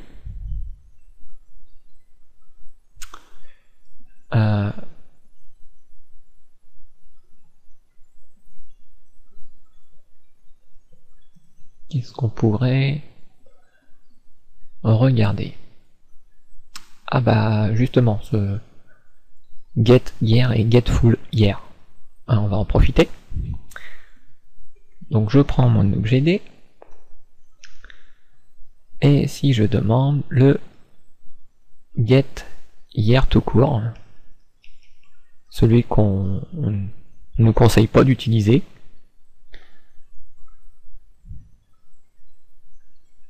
qu'est-ce qu'il me répond? 114. Bizarre, hein. Par contre, si on lui dit le get full hier, 2014. Donc faire attention à ça, d'accord? La raison est un peu plus complexe à vous expliquer. C'est un codage sur un nombre d'octets, quoi. Tout simplement. Mais vous en avez pas mal d'autres. Hein. Surtout, regardez ce qui est deprecated. Le set hier, hein, on ne définit pas une année comme ça, mais on va définir par certainement set full year. Il suffit de regarder, voilà, set full year. Même chose pour tout GMT string, c'est déprécié. Ils utilisent plutôt tout UTSC string. Eh ben, on peut essayer de voir ça. Donc là, je vais le copier tout simplement. Donc on va voir pourquoi il veut pas qu'on utilise ça. Ah, j'avais déjà copié les parenthèses. Tuesday, c'est January 2014. Bon, déjà là on voit que ça nous retourne à au moins le jour, mais en anglais. Et lui veut qu'on utilise tout UTC string. Donc une date au format UTC. Dans les dates de toute façon, c'est comme partout, c'est assez vaste comme sujet. Hein. Il y a beaucoup de formats, beaucoup de choses différentes. Si ce n'est déjà rien que avec le système du temps, c'est assez compliqué à gérer. Alors, quelle est la différence? Il n'y en a pas. Peut-être sur des éléments qu'on aurait antidatés, datés d'il y a longtemps. Peut-être que ça fait un changement significatif. Mais là, apparemment, non. On n'a pas vraiment de gros changements.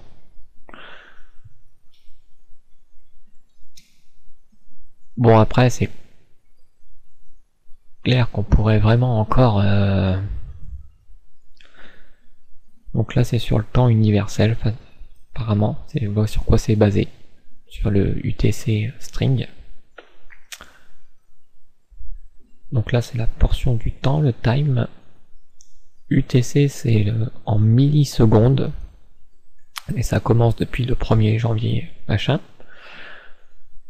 D'ailleurs, hein, dans tous les langages de programmation, la date de départ, c'est souvent celle-ci. Les ordinateurs ont pris vie à cette date-là, je sais pas pourquoi.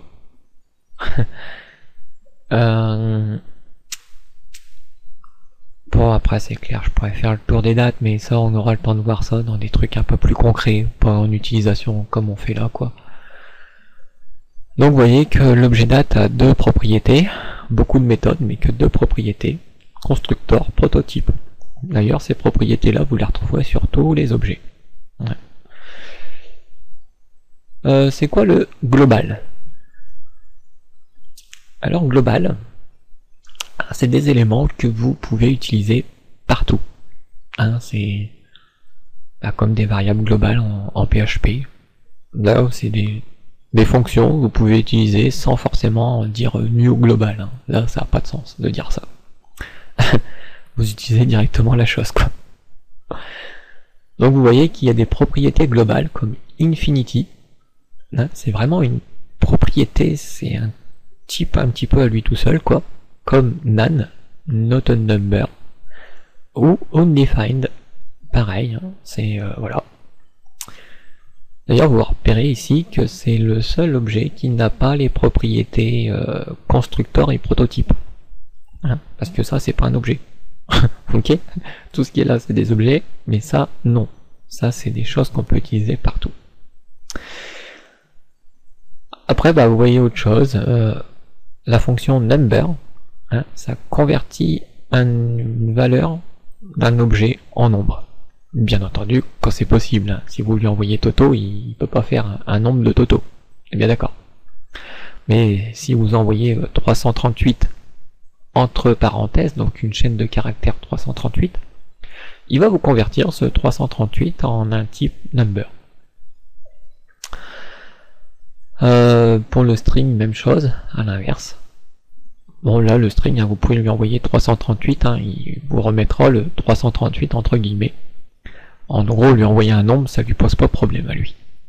C'est le cas inverse, quoi. Envoyer du texte à un truc de type nombre, ça pose souci. Souvent, il va vous retourner nan, not a number, pas un nombre. Il est pas bête. Même chose, on peut faire attention à des trucs deprecated. Donc, on n'utilise plus une escape. À la place, on doit utiliser decode URI ou decode URI component. De même, avant qu'il y avait escape, l'inverse, hein, une escape, escape. Alors ça, c'est simplement pour passer des URL, ce qu'on verra dans la partie Ajax. Donc, un peu plus tard, après le DOM. D'accord, avant on va voir le DOM, puis après on verra Ajax. Avec jQuery. Bon, ici, bah, on utilise l'inverse. Hein. Qu'est-ce qui est l'inverse du décodage? L'encodage. Voilà. Ce qui change, c'est juste le nom devant décode, encode. Les méthodes qu'on voit ici. Bon, bah là, je pense qu'on a fait un petit peu le tour de ce qui est de la partie objet JavaScript. Alors, vous voyez que ça s'arrête pas là. Maintenant, on a une partie qui s'appelle Objet Browser. Alors ça, c'est tout ce qui va concerner le navigateur. Et ouais, votre navigateur est un objet en JavaScript.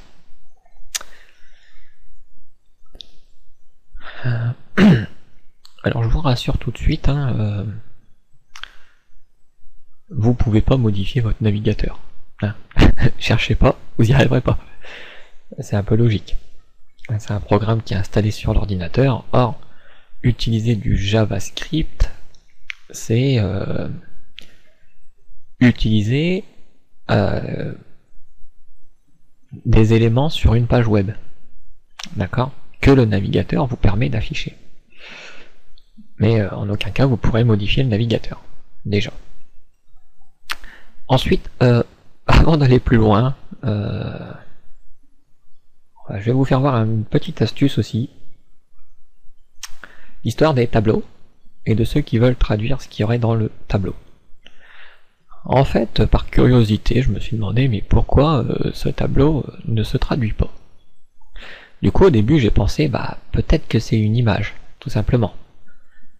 Mais on arrive quand même à sélectionner du texte dans cette image, ce qui est un petit peu étrange, puisque dans une image, en général, on ne peut pas sélectionner du texte. Ça fait une main. Donc effectivement, c'est bien du texte. Et c'est bien un tableau HTML. Mais alors, pourquoi ne veut-il pas traduire quand je demande de traduire? Et bah, par curiosité, j'ai fait un petit clic droit sur ce tableau, et j'ai demandé d'inspecter l'élément. Et ici, on voit que dans l'élément, hein, là où j'ai cliqué en code URI, si on remonte un petit peu la structure HTML, donc vous voyez les petites flèches au passage, c'est les imbrications des éléments, et c'est ça qu'on appelle des nœuds. C'est vrai que je vais l'employer souvent, les nœuds. Et en même temps, si je regarde, ici, j'ai un tableau, et ici, j'ai un autre tableau. Donc on voit bien les deux tableaux dans cette page. Et en même temps, il y a une classe bizarre, ce tableau. Une classe qui s'appelle Not ou No Translate. Autrement dire, une classe qui dit clairement ne pas traduire. Bah, qu'en est-il si je m'amuse à enlever la classe? Voyons voir. Je vais enlever juste la classe No Translate pour le premier et pour le deuxième. Voilà. Donc on voit que du côté style, ça n'a rien changé. Bon, bien sûr, ça n'a rien changé parce que c'est pas cette classe qui donne le style. Hein, NoTranslate, ça a un nom quand même assez clair et explicite de ce qu'il veut dire. Mais maintenant, le fait que je viens de l'enlever, je vais surtout pas réactualiser la page, ce serait une erreur de faire ça. Je vais venir dans la langue et le remettre en français. Et hop, miraculeusement, tout est passé en français. Je vais réinspecter l'élément pour revenir au niveau du tableau. Hop, replier les nœuds pour revoir mes deux classes sur l'élément table, le tableau. Alors qu'en est-il de référence? Et bien en fait, si j'enlève la classe référence, classe qui est aux deux endroits, et généralement une classe qui se retrouve à deux endroits, c'est qu'elles ont un comportement identique. Donc la traduction, on voit que ça bloquait la traduction sur les tableaux, d'accord? Et référence, si j'enlève la classe référence, bah voilà ce que ça fait. Cette classe donnait le style à mes tableaux. Alors pourquoi j'ai dit que quand on fait ça, pas actualiser? Parce que bah comprenez que vous êtes dans le debugger, hein, vous n'allez pas modifier le site en réel, c'est juste pour vous. Si vous actualisez, qu'est-ce qui se passe? Bah tout le code se recharge et automatiquement il récupère ces classes comme avant, hein, référence et NoTranslate. D'ailleurs, si vous traduisez avant d'enlever la classe, même chose. Hein. Là, vous voyez, c'est traduit en français, et que je suis en train d'enlever les classes NoTranslate, ça retraduit pas pour autant. Hein. Faut faire comme je vous l'ai fait voir. Hein. Autre terme, là, ce que vous pouvez faire, c'est rafficher l'original. Vous voyez que ça n'a pas actualisé la page, donc j'ai bien ça, et retraduire une nouvelle fois. Et du coup, bah, on peut retraduire. Bon, c'est un petit peu dommage de passer par là pour faire ça, mais bon, au moins ça vous apprend quelque chose et ça peut vous être utile. Bon, après c'est pareil, hein, même si ça peut être utile, si ça n'a pas été fait, c'est pour une bonne raison quand même. Pourquoi? Parce que par exemple, ici, le fait que j'ai traduit ce qu'il y avait là, ce qui me posait problème, pour comprendre. Donc maintenant je vois que ici, échappé. Déjà, ça m'a ajouté un espace entre les parenthèses et le nom, mais en plus ça m'a ajouté des accents, qu'on sait très bien qu'il n'y a pas d'accent dans les fonctions ni dans les noms de variables, mais de même que ça m'a carrément changé ici le texte d'origine qui était escape. Normalement la fonction elle s'appelle escape, c'est pas la peine de chercher à appeler échapper. Voilà. Bon, c'est une chose. Après, je sais pas comment ils ont construit leur page, mais il aurait mieux valu mettre un NoTranslate dans la colonne des fonctions pour pas que ça change vraiment le nom des fonctions, puisque c'est ça qu'on utilise dans le langage, mais plutôt mettre un NoTranslate, mettre le NoTranslate de ce côté-là, pour chacun de ces éléments-là, mais pas le mettre sur cette partie-là, ce qui aurait permis aux gens de pouvoir à traduire pour ceux qui comprennent pas l'anglais, quoi. Voilà. Donc, on en repart dans notre objet browser. Donc ici, on voit qu'il y a un objet qui s'appelle window, un autre qui va s'appeler navigator, un screen, un history, un location. Alors, window, c'est quoi? Bah, window, c'est pas votre système, c'est la fenêtre que je fais bouger là.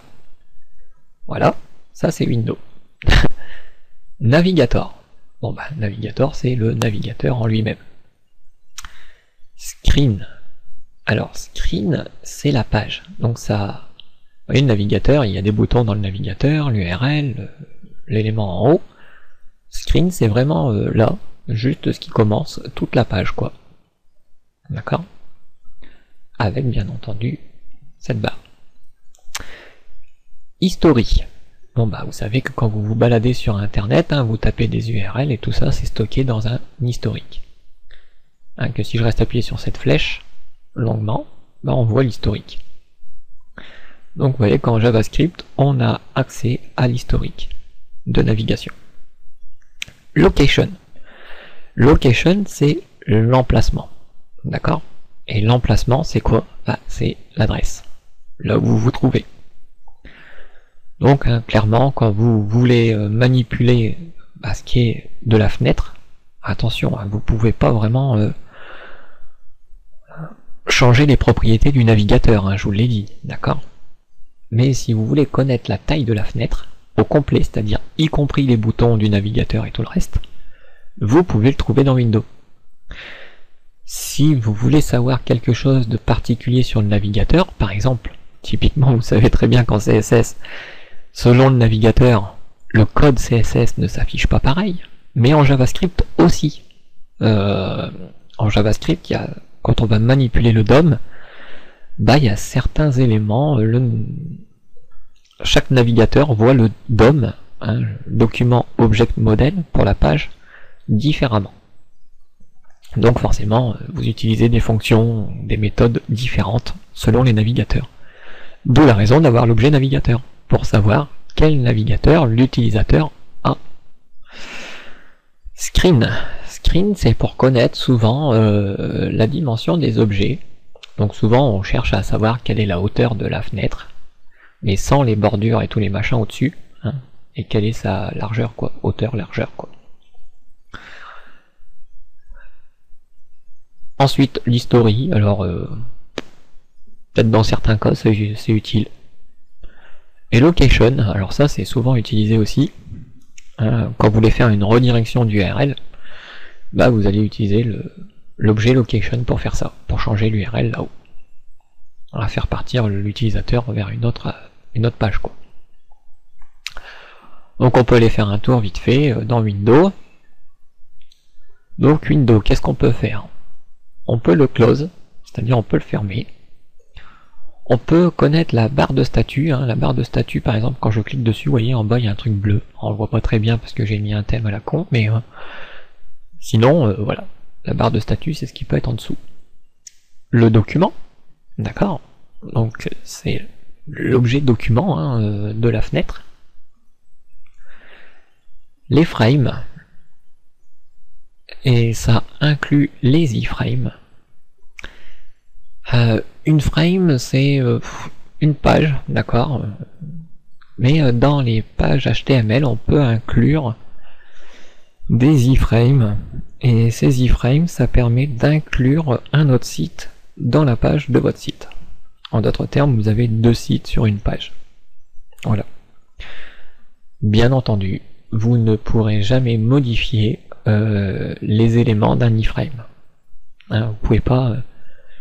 C'est pas parce que vous intégrez la page d'un autre site dans votre site que vous pourrez modifier avec JavaScript les éléments de cet autre site. C'est ce qu'on appelle des contextes d'exécution différents. D'accord? Ils se partagent pas les variables ni tout ça. Par contre, vous pouvez manipuler l'objet iframe en lui-même, mais pas son contenu, pour des raisons de sécurité. History, bon c'est pareil, history object, pour ça il nous renvoie aussi sur l'objet history un petit peu. Inner 8, donc retourne la 8 hauteur sur l'objet dans la zone de contenu. Inner width, bon même chose pour la largeur. Length, combien il y a de frames ou d'iframes dans la page en question. Location, donc il nous retourne l'URL en cours, qu'on peut avoir directement dans l'objet Windows, ou dans l'objet location. Alors on se dirait, mais pourquoi ces trucs? Par exemple, pourquoi le navigateur il est là en tant que propriété de l'objet Windows, mais en même temps que le navigateur il est là en tant que objet du navigateur? Et c'est pour la même raison que je vous ai expliqué il y a quelques secondes. Selon le navigateur que vous utilisez, il connaît plus ou moins certains objets ou certaines propriétés. Par exemple, dans Internet Explorer, peut-être je vais dire des conneries, mais bon, c'est pour un exemple, pour essayer de vous faire comprendre ce que je veux vous dire. Mais par exemple, pour connaître l'URL de la page en cours, pour Internet Explorer, vous devrez certainement passer par Windows.location. Or, pour d'autres éléments, pour d'autres navigateurs, vous pourrez directement utiliser l'objet location et accéder à la propriété qui va vous donner l'URL. Typiquement, si je regarde location, href retourne l'URL entière. D'ailleurs, location est bien plus détaillé, puisqu'on peut avoir des portions d'URL, juste le nom d'autres et le port dans l'URL. Donc c'est ceci. Ici le port c'est 2.80 puisqu'on est en HTTP. On peut récupérer directement le protocole. Est-ce que c'est HTTP, HTTPS, FTP, file ou autre. Le search, c'est la portion de l'URL. Bon là on est en ASP, mais quand on est en PHP, on faisait du point d'interrogation comme ça, et on mettait des variables derrière, avec des et commercial, point virgule et tous ces trucs là. Bah c'est ce qui est là, hein, c'est la deuxième partie de l'URL, c'est ce qui est après tout ce qui est les pages et tout le reste. De même que location, là par exemple, assign, on peut charger un nouveau document, comme il nous le dit. Donc bien sûr, dans le assign, ce qu'il attend, c'est une URL d'un document, hein, quand même. On peut reload le document, rafraîchir la page. Typiquement, vous appuyez sur le bouton actualiser. Et on peut replace, c'est-à-dire on peut vraiment remplacer le document par un autre document. On était dans Windows. Donc si je regarde Windows Location, par exemple, bah vous voyez qu'automatiquement, la propriété location de l'objet Windows est l'objet location. Parce que il m'a renvoyé vraiment dans l'objet location, là où on était il y a 2 secondes. Donc, comme je vous l'expliquais, hein, soit vous pourrez l'appeler directement selon le navigateur, soit vous serez obligé de passer par l'objet Windows avant. Voilà.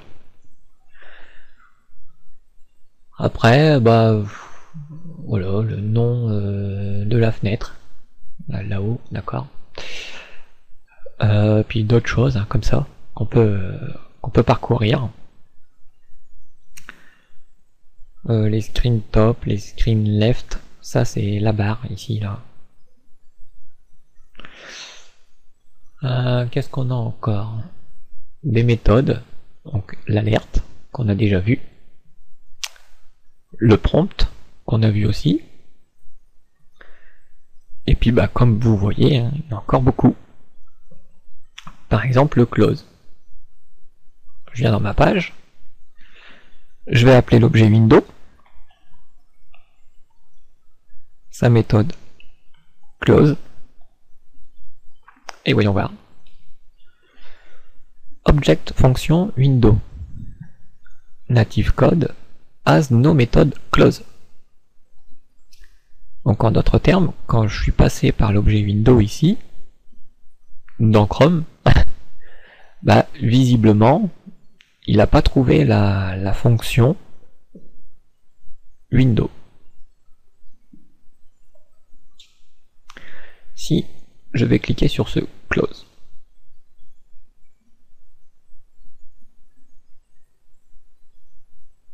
on close win my window.close. Donc là j'ai directement attaqué l'objet window, j'aurais dû en faire une instance. Alors var win égale new window. Le problème c'est que là ça va me faire une nouvelle fenêtre. Type error illégal constructor. Donc je peux pas construire l'objet window de cette façon. Parce que window, visiblement, il n'a pas la majuscule. C'est étrange, tiens. Ok. Refaisons la même chose.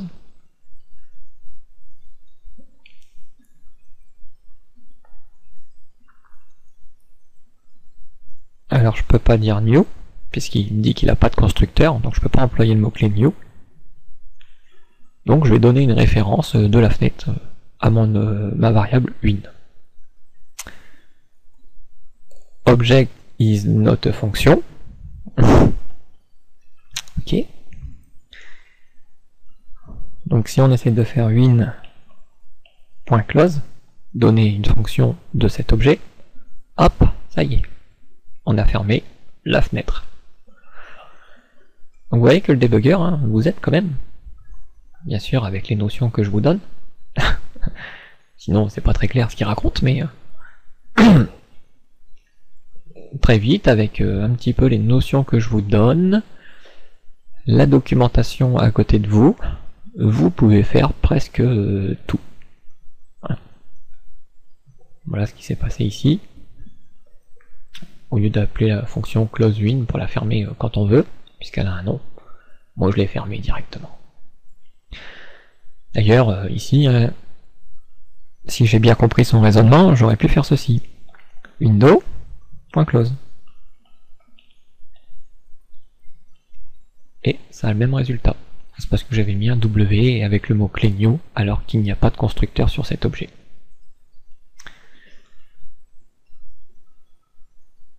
Ok, voyons la suite. Bon, je vais plus la refermer, hein, parce qu'après c'est un petit peu embêtant.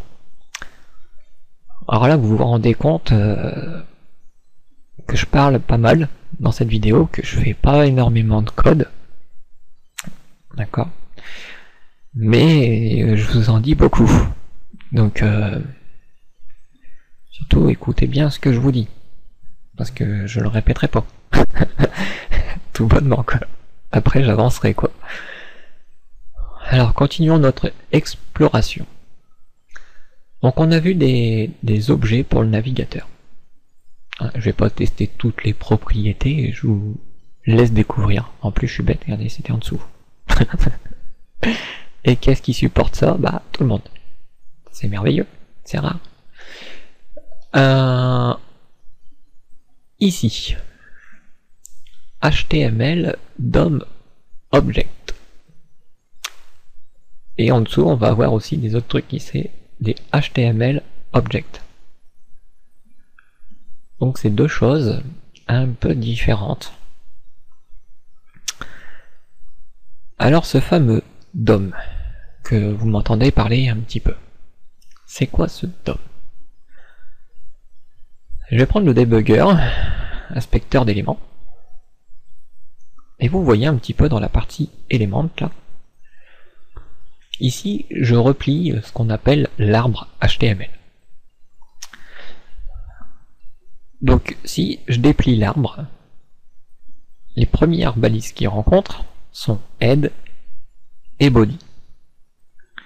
Et ceux-ci sont des éléments, des objets, en fait.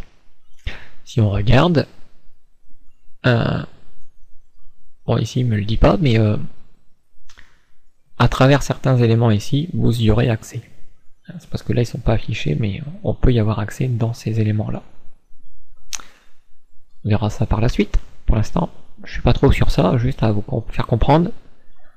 Cet arbre, cette structure, c'est nœud. Parce qu'on va les manipuler par la suite. Donc dans le head, qu'est-ce qu'on a? Un title, un meta. Puis dans notre body, pour l'instant il n'est pas très chargé, on a deux H1 et une balise de script. Le meta a des attributs. Un attribut chart7. Donc meta est une propriété de head, de l'objet head, lui-même une propriété de l'objet HTML, qui lui-même est une propriété du document. Voilà. Chart7 est la propriété de meta. Ainsi, vous pouvez faire la même chose sur toute votre structure HTML. Voilà. Alors, il y a des fonctions aussi quelque part qui traînent, mais ça, on verra par la suite. Pareil, une petite précision, hein, je vous ai dit, JavaScript est un langage orienté objet, d'accord, mais c'est pas vraiment de la programmation objet qu'on fait en JavaScript. On utilise beaucoup des objets, mais JavaScript il est plutôt là pour autre chose, qu'on verra par la suite. Alors, ça c'est la représentation de notre document comme l'outil de Google Chrome nous fait voir, d'accord, avec l'imbrication de nos balises. Dès qu'il y a une balise imbriquée, automatiquement on a un petite flèche qu'on peut plier, déplier à volonté. Mais ceci n'est pas le DOM. Ceci est proche du DOM, on va dire, mais c'est pas le DOM. Donc on a une partie à côté, et on va un petit peu utiliser cette partie. Donc on sait que ici c'est le code source, d'accord, c'est ce qu'on a tapé réellement, et que ce code source c'est tout ce qui est le HTML. À côté on a la partie style. Donc pour le moment on n'a pas mis de règle de style, d'accord, donc le style qu'on voit c'est le style de ce qu'on peut appeler l'user agent style sheet. Ce user agent c'est le navigateur. Ainsi, si on ne donne pas de style à la balise HTML, par défaut, Google Chrome va dire que ça sera un affichage de type DisplayBlock. Donc certains éléments vous pourrez les redéfinir, d'autres un peu plus difficilement. D'ailleurs, je vois un truc bien là. WebKit local fr. Vous vous rappelez du local de tout à l'heure? Eh ben il est là, un petit peu. Est-ce que je peux le changer? Ah oui, si j'essaye de cliquer, bah je peux pas. Je peux pas parce que je peux pas. Voilà. Je peux essayer de faire tout ce que je veux, je pourrais pas le changer. Même si je fais un clic droit en essayant d'avoir un menu qui me permettrait de changer ça, pas possible. Après il y a des boutons là-bas, hein, peut-être qu'on peut faire des choses. Non, là c'est pour les couleurs, soit hexadécimales, RGB ou HSL. Ici c'est pour aller chercher un élément dans la page. Et ça c'est pour ajouter une nouvelle règle de style. Mais en aucun cas je peux modifier cette locale ici. Après on a des autres éléments, c'est pour ça que j'ai écarté un petit peu la fenêtre. D'ailleurs je vais me mettre sur ma balise méta, tiens. Donc une règle qu'on peut redéfinir, par exemple non, vous voyez que ce que l'user agent il dit, c'est l'user agent. Voilà. Vous pouvez pas contredire l'user agent. La partie computed. Donc là on a une petite vue, un petit peu de comment est constituée la balise méta. On peut voir les éléments qu'elle en hérite. D'accord. Donc dans la vue typiquement ça change pas grand chose, mais en dessous, vous avez vu, ça a rajouté des propriétés, des propriétés, des propriétés. Et on avait déjà vu un petit peu le CSS, hein, tous sont préfixés par WebKit. Puis d'autres. Si j'enlève l'héritage, voilà ce qu'on a. Meta non, et non qui définit ça, l'user agent. La hauteur. Même chose, je ne peux pas la changer. D'accord? Et la police, même chose. Donc là je peux pas les changer, mais je peux les redéfinir. Pour ça, ça serait à moi de l'écrire dans le code CSS pour changer la police de mon document HTML. Bon là, particulièrement de la balise méta, puisque je suis sur l'objet méta. Alors ça, on va passer, Event Listener, on verra ça plus tard. On a une autre partie qui s'appelle DOM Breakpoint. Alors là, on voit qu'il n'y a pas de breakpoint. Si j'actualise la page, pas de changement. Si je sélectionne un autre élément, pas de changement. D'accord? Alors, où est ce DOM? Bah en fait, le DOM, il est dans les properties. Et là, ce que vous voyez, c'est ce que Google Chrome voit en votre page web. C'est Google Chrome au niveau de JavaScript. D'accord? Donc HTML, et ici on voit une propriété HTML. Et vous voyez que si je déplie, il y a plein de propriétés, plein de méthodes. D'accord? Donc là pour l'instant ce qu'on voit c'est beaucoup des propriétés. Les méthodes on les reconnaît, hein, c'est typiquement avec les parenthèses. Là j'en vois pas trop. On voit les déclarations de style. Donc tout ça est une propriété style de mon élément HTML. Ainsi je peux manipuler ici toutes les propriétés de style. D'ailleurs on peut remarquer une chose. Par exemple quand on mettait des où est-ce que je peux trouver ça? Le truc qu'on a utilisé assez souvent. Peut-être qu'on l'a utilisé, je sais plus. Border color ou border radius par exemple, quand on voulait faire des bords arrondis.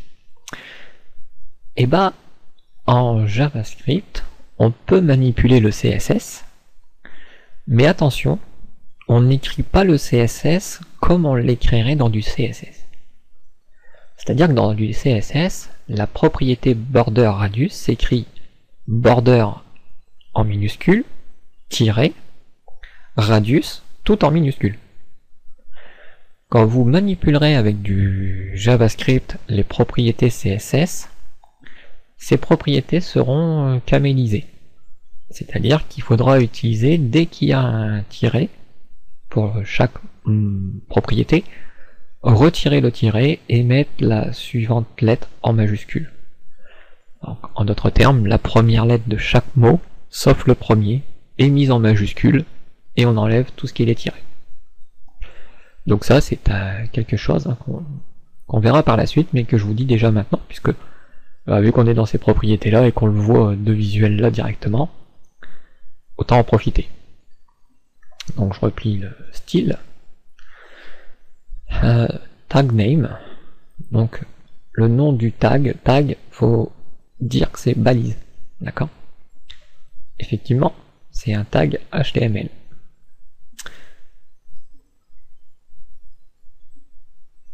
Est-ce qu'on peut translate? Apparemment oui. Alors ici on a des on. Tous ces trucs là, on verra plus tard. Mais on va les utiliser. Node name. Le nom du nœud. C'est HTML. D'accord? En fait, une balise, un tag, est aussi un nœud. Comme on peut le voir. Cela au niveau du DOM, hein, bien entendu. Last child. Quel est le dernier enfant de ce nœud? C'est le body, comme il nous l'indique. Le dernier élément enfant, cette fois-ci. Pareil, c'est body. C'est lui le dernier élément dans la structure HTML. Ici, on voit inner HTML et head avec une flèche. Alors, c'est quoi cette flèche? Bah en fait, cette flèche, c'est celle qu'il y a sur votre clavier pour ceux qui l'ont. Sinon, ceux qui ne l'ont pas, c'est la touche Entrée. Donc quand vous voyez une flèche comme ça, ici dans Chrome, après les autres, je sais pas comment ils l'affichent, mais dans Chrome, ça veut dire qu'il y a un saut de ligne, d'accord, un retour à la ligne. Inner text et inner HTML, on voit des choses différentes. Alors on va essayer d'agrandir un petit peu cette partie-là. Bon, ça m'étonnerait qu'on puisse tout voir, mais on va essayer de regarder au mieux. Et je vais laisser la fenêtre s'ouvrir la petite bulle d'aide qu'on voit. Donc on voit qu'après head, il y a bien un retour à la ligne, pour ça qu'il y a une flèche derrière le head. Dommage que la bulle d'aide reste pas entière. Puis après on voit title, et juste après title, on a bien un retour à la ligne, pour avoir meta. Après meta, on a 2 sauts de ligne.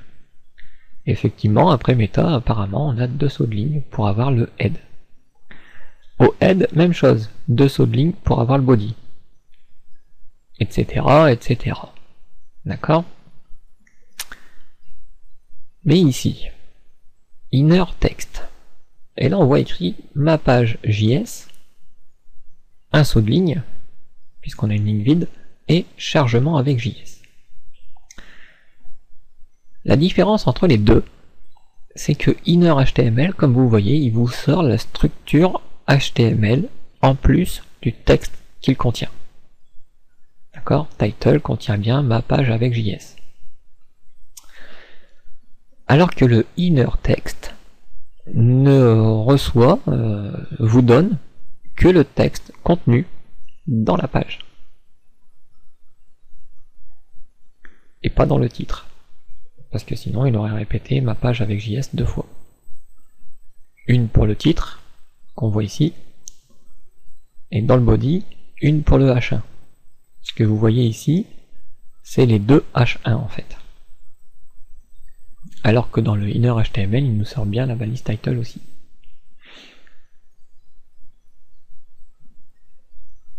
Child node. Combien y a-t-il de nœuds enfants? Et là on voit, c'est une sorte de tableau, les crochets. Il dit qu'il y en a 3. Je suis sur la balise HTML, et il me dit qu'il y a 3 nœuds enfants. Quels sont ces nœuds enfants? Je vais déplier.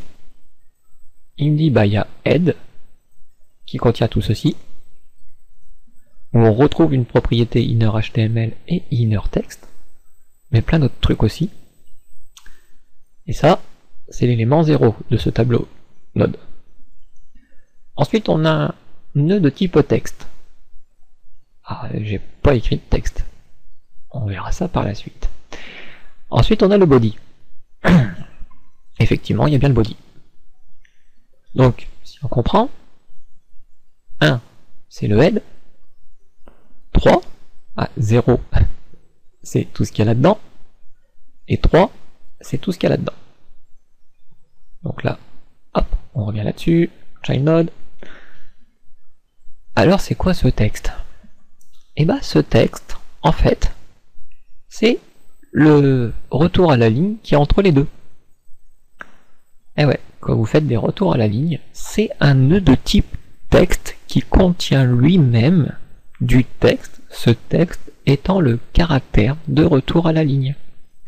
Les /n ou les /r, qui ici sont représentés par des flèches, tout simplement. Et tout simplement, pour vous, c'est quand vous appuyez sur la touche entrée. Voilà. Donc faire attention à ça. Parce que ça, c'est pareil, c'est un gros casse-tête là-dedans. Donc après, chacun des éléments, on peut parcourir comme ceci. Donc là, vous voyez que c'est plus HTML là-haut. Là, c'est HTML. Là, c'est bien head. Et ensuite, là, c'est bien body. Même chose, si je prends le H1 du body. Et ben, on a bien un H1 tout seul. Qu'est-ce qu'il y a dans ce H1? On a beaucoup de trucs. Déjà la base URI, l'URL de base, on voit bien, file, c'est truc muche là-haut. Combien il compte d'éléments enfants? Pour lui 0. Combien y a-t-il de nœuds? Il me dit qu'il y en a un. Pourtant, dans H1, j'ai rien mis. Bah en fait si, pour lui il y en a un, et ce nœud qu'il a à l'intérieur, il est de type texte. Et quel est ce nœud de type texte? Sa data, les valeurs qu'il a dedans, bah c'est ma page avec JS. Donc, un nœud qui contient du texte est lui-même un nœud de type texte. Donc ça veut dire qu'il y a 2 enfants, et non pas qu'un seul élément. Donc c'est à prendre en considération. Après, par exemple, on a le text content, on retrouve le même, une autre propriété qui peut s'appeler wordText. Le nom du nœud, donc là c'est dièse text. Le node type, quel est son type? Alors là c'est un type 3. Donc un nœud de type texte est un nœud de type 3. Qu'en est-il par exemple de mon H1? Parce que là je suis rentré à l'intérieur de ce H1. Si je regarde le node type 1, donc on voit un nœud, une balise H1 est un nœud de type 1. Alors ça peut paraître zarbi, et je vous confirme, c'est zarbi. Mais ça marche comme ça, et on peut rien y faire. Donc il va falloir s'y habituer. Donc bien sûr vous verrez que dans la pratique, ça dépend comment vous allez le pratiquer, le DOM. Si vous y allez à la main franco directement avec JS, vous allez vous casser la tête. Alors, pas côté au niveau surtout code, mais plutôt côté incompatibilité des navigateurs. C'est là que ça va vous prendre la tête. Pour ça on avait une solution, pour ça on a une solution. Tout comme on avait une solution pour le CSS, on utilise Bootstrap, et puis c'est le framework Bootstrap qui se débrouille pour traduire ça dans tous les navigateurs afin que ce soit compatible au mieux partout. Et ben nous on fera la même chose, sauf qu'on va pas utiliser Bootstrap. Bon, vous pouvez toujours utiliser Bootstrap, hein. C'est pas parce que vous utilisez du JavaScript que vous pouvez pas utiliser du Bootstrap pour le CSS. Hein. Là-dessus, ça n'a rien à voir. D'accord? Nous, ce qu'on utilisera, ça sera jQuery. Imaginez que jQuery est une sorte de Bootstrap. D'accord? Mais spécialement pour le JavaScript. Je commence à m'embrouiller les esprits. Donc, voilà. Pour l'instant, je vous en dis pas plus. Parce que 1h57. Mais déjà, là, je vous en ai dit beaucoup. Je vous ai déjà fait voir pas mal de choses. Intégrez bien ces choses. N'hésitez pas à parcourir des éléments comme je fais avec le DOM, histoire de voir pas mal de choses qui traînent là-dedans. Et dans la prochaine formation, on va attaquer vraiment cette histoire, c'est-à-dire que avec du JavaScript, on va venir changer dynamiquement notre page, comme on le souhaite, après son chargement, bien entendu. Et puis on utilisera au début un petit peu JavaScript directement. Alors je ferai pas le test dans tous les navigateurs, hein. Ça c'est si vous voulez le faire, vous le faites vous-même. Et vous verrez les surprises ou pas, dépend les trucs que vous allez utiliser. Moi je resterai avec Chrome. Mais très vite, hein, même pas à la moitié de la formation, on commencera déjà à utiliser jQuery. Parce que vous verrez, ça sera beaucoup plus pratique, tout simplement. Donc sur ce, j'espère que cette formation vous convient quand même. Que je vous ai pas trop fait mal à la tête, surtout sur la partie objet.